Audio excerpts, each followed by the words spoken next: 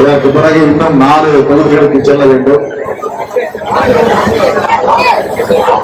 எழும்பூர் துறைமுகம், பெரம்பூர் போய் முடிக்க வேண்டும்.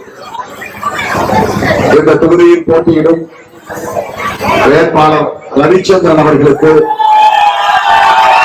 சின்னத்திலே வாக்களித்து அவரை பெருவாரியான வாக்குகளின் வித்தியாசத்தில் வெற்றி பெற செய்ய வேண்டும் என கேட்டு உங்கள் வாசல் தேடி வந்திருக்கிறேன்.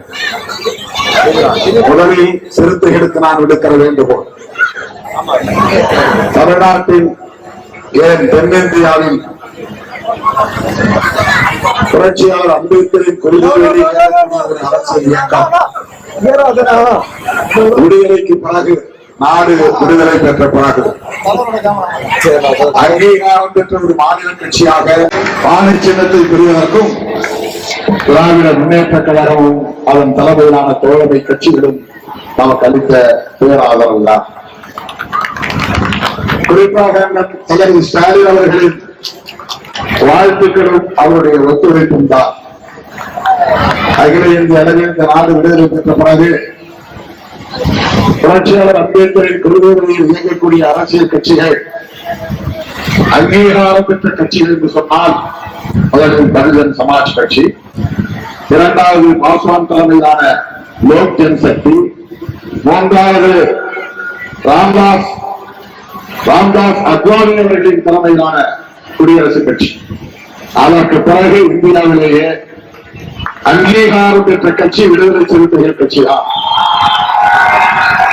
இந்த அங்கீகாரத்தை நாம் பெறுவதற்கு நமக்கு எல்லா வகையிலும் கருத்தியல் அடிப்படையிலும் சரி, களப்பணிகளின் அடிப்படையிலும் சரி நமக்கு முழுமையான ஆதரவை நல்கி ஒத்துழைப்பு தந்து இந்த அங்கீகாரத்தை வென்றெடுப்பதற்கு ஒற்ற துணையாக இருந்தவர் தமிழகத்தின் முதலமைச்சர் அண்ணன் வெற்றிவேல் ஸ்டாலின் அவர்கள்.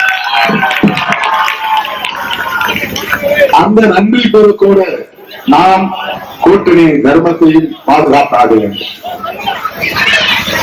தமிழ்நாட்டில் இன்றைக்கு நாம் 8 தொகுதிகளில் போட்டியிடுவோம். 8க்கு 8 100 கட்டாயம் நாம் வெற்றி பெறுவோம். நாம் போட்டியிடக்கூடிய 8 தொகுதிகளிலும் திராவிட முன்னேற்ற கழகத்தை சார்ந்த மாவட்ட செயலாளர்கள், ஒன்றிய பொறுப்பாளர்கள், 4 அமைச்சர்கள் என்று பலரும் வரைந்து கட்டிக் கொண்டு களத்தில் இருந்து பணியாற்றுகிறார்கள். 8 தொகுதிகளிலும் நான் சுற்றுப்பயணம் செய்து வந்திருக்கிறேன். அந்த 8 தொகுதிகளிலும் நாம் வெற்றி பெறுவதற்காக திராவிட முன்னேற்ற கழகத்தை சார்ந்தவர்கள் இந்த அளவுக்கு மனப்பூர்வமாக உள்ள தூய்மையோடு களப்பணி ஆற்றுகிறார்களோ அதை போல் திமுக போட்டியிடக்கூடிய தொகுதிகளில், தோழமை கட்சிகள் போட்டியிடக்கூடிய தொகுதிகளில் பணியாற்ற வேண்டியவர்களுடைய கடமையா இல்லையா, நம்முடைய பொறுப்பா இல்லையா? இதுதானே கூட்டணி தர்மம். ஆகவே என் உயிரின் உயிரான விடுதலை சிறுத்தைகளுக்கு நான் விடுக்கிற வேண்டுகோள், காத்து வண்ணார்கள் எப்படி திமுக தோழர்கள் பணியாற்றுகிறார்களோ, செய்யூரில் எப்படி பணியாற்றுகிறார்களோ, திருப்பூரூரில் எப்படி பணியாற்றுகிறார்களோ, அரக்கோணம் கள்ளக்குறிச்சியில் எப்படி பணியாற்றுகிறார்களோ, திண்டிவனம் பெரியகுளத்தில் எப்படி பணியாற்றுகிறார்களோ, அப்படி திருவிக்கானரில் போட்டியிடக்கூடிய ரவிச்சந்திரன் அவர்களுக்கும் நாம் பணியாற்ற வேண்டும். இது முதலில் விடுதலை சிறுத்தைகளுக்கு நான் விடுக்கிற வேண்டுகோள். இரண்டாவது, ஒட்டுமொத்தமாக வாக்காளர் பொதுமக்களுக்கு நான் விடுக்கிற வேண்டுகோள். நம்மை எதிர்த்து நிற்கிற அணி அதிமுக பாஜக தலைமையிலான அணி. அவர்கள் யார்? அவர்கள் எந்த நோக்கத்திற்காக ஒன்று சேர்ந்திருக்கிறார்கள்? திராவிட முன்னேற்ற கழகத்தோடு விடுதலை சிறுத்தைகள் கட்சி கூட்டணி சேர்ந்திருப்பதற்கான காரணங்களை என்னால் விளக்க முடியும். 3 மணி நேரம் என்னால் விளக்கம் சொல்ல முடியும். ஏதோ தேர்தலுக்காக, சீட்டுக்காக, பதவிக்காக, பரிசுக்காக, வெற்றிக்காக கூட்டணி வைக்கவில்லை. நமக்கு ஒரு தொலைநோக்கு பார்வை இருக்கிறது, சமூக பொறுப்புணர்வு இருக்கிறது. தமிழகத்தையும் தமிழ்நாட்டு மக்களையும் தமிழர் பண்பாட்டையும் பாதுகாக்க வேண்டிய பொறுப்பு இருக்கிறது. நம்மையெல்லாம் மனிதர்களாய் தலைநகரத்தை நம்முடைய மகத்தான தலைவர் புரட்சியாளர் அம்பேத்கர், பகுத்தறிவு மகாவின் தந்தை பெரியார், மா மேதை போன்றவரின் கருத்துக்களை அடையாக்க வேண்டிய பொறுப்பு நமக்கு இருக்கிறது. அவர்கள் முன்வரைந்து வெளிப்படை மக்களுக்கான, உழைக்கும் மக்களுக்கான அரசியலை பாதுகாக்க வேண்டிய பொறுப்பு இருக்கிறது. இந்த மாமனிதர்களை ஏற்றுக்கொண்ட கட்சியா பாரதிய ஜனதா கட்சி. அதிமுகவோடு கூட்டணி அமைத்திருக்கிற பாஜக பெரியாரை ஏற்றுக்கொண்டுமா? அம்பேத்கர் பாதி ஒழிப்பு அரசியலை ஏற்றுக்கொண்டுமா? மாணவரை மார்க்சின் பொதுவுடைமை அரசியலை ஏற்றுக்கொள்ளுகிற கட்சியா? சமூக நீதியின் மீது அவர்களுக்கு நம்பிக்கை உண்டா? பொருளாதாரத்தின் மீது அவர்களுக்கு நம்பிக்கை உண்டா? அரசமைப்பு சட்டம் வலியுறுத்தக்கூடிய இந்த உயிர்மூச்சு கோட்பாடுகளின் மீது, சமத்துவத்தின் மீது பாஜகவுக்கு நம்பிக்கை உண்டா? எண்ணி பார்க்க வேண்டும். பாஜக நிறுவனம் நாம் எதிர்க்கவில்லை. பங்கு தகராறு, சாகு தகராறு அல்ல. கைப்பற்றவர்களே அவர்கள் மீது எனக்கு எந்த காழ்ப்புணர்வும் இல்லை. அதிமுகவுக்கு நான் அடிக்கடி எச்சரிக்க விருப்பேன். பாஜகவோடு சேர்த்து விடாதீர்கள். உங்களை விழுங்கி ஆப்பமிட்டு விடுவார்கள், செழிக்க விடுவார்கள். எச்சரிக்கிறார்கள், தனித்து விடுங்கள். ஜெயலலிதா அம்மையாரே பாஜகவை கடுமையாக விமர்சித்திருக்கிறார், எதிர்த்திருக்கிறார். மோடியார் ரேடியா மோதி பார்க்கிறார் என்று சொன்னவர்தான் ஜெயலலிதா அம்மையார். நான் வரலாற்றில் ஒரு பெரும் பிழை வைத்திருப்பேன். பாஜகவை ஆதரித்தது நான் பெரும் தவறு. அதற்கு பரிகாரமாகத்தான் வாஜ்பாய் ஆட்சியை கவிழ்த்தேன். சொன்னாரா இல்லையா எடப்பாடி பழனிசாமி அவர்களே? இதற்கு பதில் சொல்ல முடியுமா முடியாதா? உங்களால் திருமாவளவனுக்கு பதில் சொல்ல மாட்டார், என்னை ஒரு திருத்தாக எடுத்துக் கொள்ள மாட்டார்.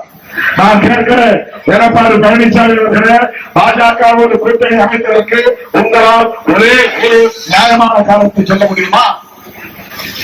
பிஜேபியும் அதிமுகவும் ஒரே அரசியல் பேசுகிறது என்றால் சொல்ல முடியுமா? பிஜேபி பெரியாரை ஏற்றுக்கொண்டது என்று சொல்ல முடியுமா?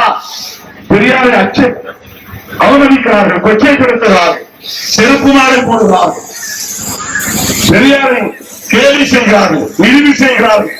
பெரியார் பாட்டத்தில் வளர்ந்த எம்ஜிஆர் உருவாக்கிய ஜெயலலிதா பாதுகாத்த அதிமுகவை அழித்தொழிப்பதுதான் பிஜேபியின் நோக்கம்.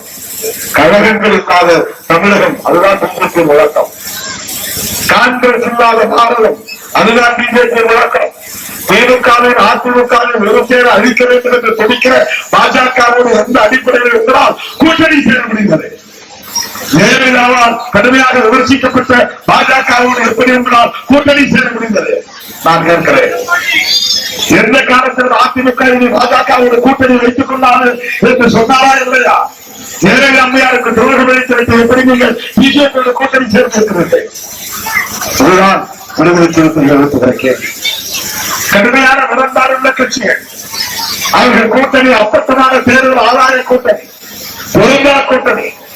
இதே பாமக அன்புமணி உடைந்த பாமக தலைவர், ஒரு பிரிவின் தலைவர், அவர் என்ன சொன்னார்? யூடியூபில் கிடக்கிறது, ஒரு ஊராட்சி மன்ற தலைவருக்கு கூட அருகதை இல்லாதவர், தகுதி இல்லாதவர் எடப்பாடி பழனிசாமி என்று சொன்னாரா இல்லையா?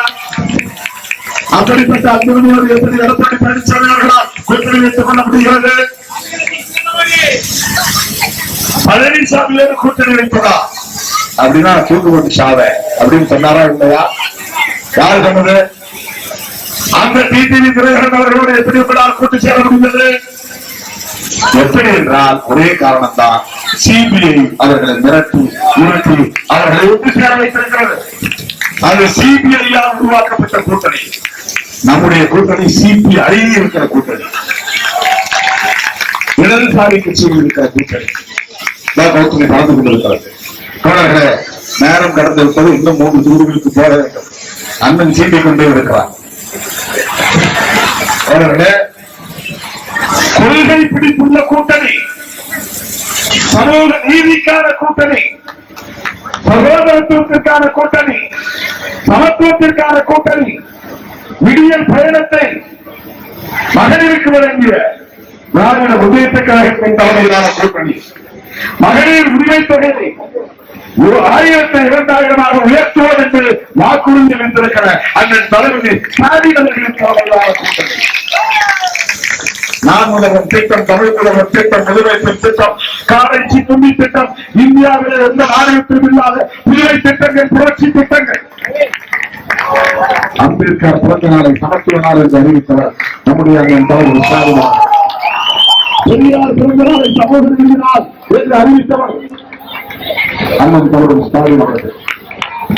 தோழர்களே, அவருடைய ஆட்சி தொடர, அவருடைய சாதனைகள் தொடர, இந்த கூட்டணி மேலும் மேலும் வலிமை பெற, வலதுசாரி பிற்போக்கு சக்திகளை விரட்டி அடிக்க, இஸ்லாமியர்களை வெறுக்கிற கட்சி, கிறிஸ்தவர்களை வெறுக்கிற கட்சி, பைபிளை கொளுத்துகிற கட்சி, வெறுப்பு அரசியலை பரப்புகிற கட்சி, சாதி பெருமை பேசுகிறவர்களை தட்டி கொடுக்கிற கட்சி, சாதி சண்டைகள் மூட்டிவிடுகிற கட்சி, மத சண்டைகள் மூட்டிவிடுகிற கட்சி, மசூதியை விதிக்கிற கட்சி, சமூக நீதிக்கு எதிரான கட்சி, திருவள்ளுவர் சிலைக்கு காவி சேலையில் கட்டிவிடுகிற கட்சி, பெரியாரை கொச்சைப்படுத்துகிற கட்சி, பாஜகவை தோழியை தூக்கி வருகிற அதிமுகவுக்கு நாம் பாடப்படுத்த வேண்டாமா? அதிமுக வலுப்பெறுவதற்கு இங்கே சிறப்பு கம்பளம் இருக்கிற அதிமுக எடப்பாடி பழனிசாமி அவர்களுக்கு பாடப்படுத்த வேண்டாமா? அதிமுகவுக்கு பாமகவுக்கு கொக்கெடுக்க போடுகிற ஓட்டு, பாஜகவுக்கு போடுகிற ஓட்டு, திமுக கூட்டணி அல்லாமல் பிற கட்சிகளுக்கு நீங்கள் போடுகிற ஒவ்வொரு ஓட்டும் மோடியை வலிமைப்படுத்தும். மோடி வலிமைப்படுத்தால், பாஜக வலிமைப்படுத்தால் தமிழ்நாடு உத்தரப்பிரதேசம் போராகிவிடும். விழுப்புரம் குன்றங்கள் நாளுக்கு நாள் பெருகும். இந்துக்கள் விவசாயிகளுக்கு நிறுவனத்திற்கு அமைதி இருக்காது, நல்லிணக்கம் இருக்காது. இந்துக்களுக்கு கிறிஸ்தவர்களுக்கு இடையிலான ஒரு அமைதி இருக்காது, நல்லிணக்கம் இருக்காது. தமிழ்நாடு எப்போதும் பதற்றத்தில் இருக்கும். காரைக்குடி ராஜா போன்றவர்களின் கொட்டம் தலைவிரித்தாது, ஆட்டுக்குட்டி அண்ணாமலை போன்றவர்களின் கொட்டம் தலைவிரித்தாது. அதிகாரம் இல்லாதது எப்படி அவர்கள் தமிழ்நாடு விடுகிறார்கள், கோர்த்தாவது ஐநாவது விட்டு சொல்லுகிற அளவுக்கு கொட்டமடிக்கிற ராஜா இங்கே வலிமை பெறுவார். யோசித்து பாருங்கள், தமிழ்நாடு தமிழ்நாடாக இருக்க வேண்டுமா இல்லையா? தமிழ்நாடு பெரியார் மண்ணாக இருக்க வேண்டுமா இல்லையா? சமூக நீதி பாதுகாக்கப்பட வேண்டுமா வேண்டாமா? சகோதரத்துவத்தை பாதுகாக்க வேண்டுமா வேண்டாமா? இந்துக்களும் இஸ்லாமியர்களும் ஒற்றுமையாக வாழ வேண்டுமா வேண்டாமா? இந்துக்களும் கிறிஸ்தவர்களும் நல்லிணக்கத்தோடு வாழ வேண்டுமா வேண்டாமா? அப்படி வேண்டுமானால் அண்ணன் மீண்டும் ஆட்சி நடத்தி அமர வேண்டும். திராவிடர் மாதிரி ஆட்சி மீண்டும் பெற வேண்டும். அவருடைய சாதனைகள் மறுபடியும் பெற வேண்டும். பெண்களுக்கு அறிவித்திருக்கிற 8000 ரூபாய் கூப்பன் திட்டம் நடைமுறைக்கு வர வேண்டும். பள்ளி மாணவர்களுக்கு கல்வி, கல்லூரி மாணவர்களுக்கான லேப்டாப் வழங்குகிற திட்டம் தொடர வேண்டும். அதற்கு உங்கள் பொன்னான வாக்குகளை, முத்தான வாக்குகளை என் அருமை சகோதரர் ரவிச்சந்திரன் அவர்களுக்கு ஒரே சின்னத்திலே வாக்களித்து அவரை பெருவாரியான வாக்குகள் வித்தியாசத்தில் வெற்றி பெற செய்ய வேண்டும் என கேட்டுக் கொள்கிறேன். ரவிச்சந்திரன் வெற்றிக்கு சிறுத்தைகளின் பங்களிப்பு மகத்தானது என்பதை நீங்கள் உறுதிப்படுத்த வேண்டும். அண்ணன் சேகர்பாபு அவர்கள் முதலமைச்சர் பார்க்கிற போது திருவிக்கா நகரில் கொத்து கொத்தாக விடுதலை சிறுத்தைகளின் வாக்குகள் விழுந்தன. அவருடைய வெற்றிக்கு சிறுத்தைகளின் பங்களிப்பு மகத்தானது என்று வரலாறு உறுதி செய்ய வேண்டும். அது விடுதலை சிறுத்தைகளின் எதிர்காலத்தோடு தொடர்புடையது, கூட்டணியின் நலன்களுக்கானது. ஆகவே என் உயிரின் உயிரான விடுதலை சிறுத்தைகளே, ரவிச்சந்திரன் எத்தனை உழைப்பீர்களா? எஞ்சிய நாட்களில் அல்லும் பகலில் அயராது உழைப்பீர்களா? கண்கிஞ்சாமல் உழைப்பீர்களா? நமது சின்னம் சிறுத்தைகளின் சின்னம், நமது சின்னம், வெற்றியின் சின்னம்.